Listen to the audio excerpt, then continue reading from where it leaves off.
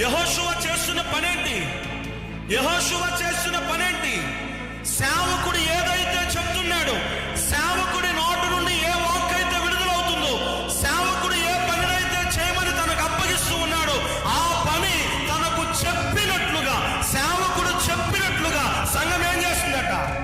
విశ్వాసం ఏం చేస్తుందట? యెహోషువ ఏం చేస్తాడట?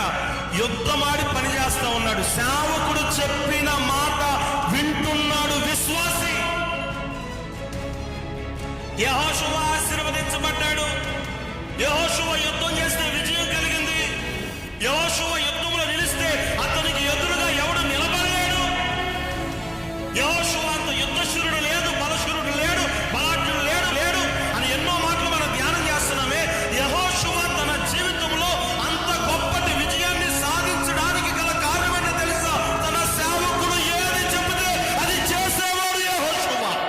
తన నాయకుడు ఏది చెబితే, తన సేవకుడు ఏది చెబితే పూచా తప్పకుండా, అయ్యా అది అలా కాదు, ఇలా చేద్దామని ఎదురు మాట మాట్లాడకుండా, సేవకుడు చెప్పిన మాటను పూచా తప్పకుండా యెహోషువ చేశాడు. గనుకనే బైబిల్ గ్రంథములో ఒక అద్భుతమైన స్థానములోనికి యెహోషువ వెళ్ళిపోయాడు.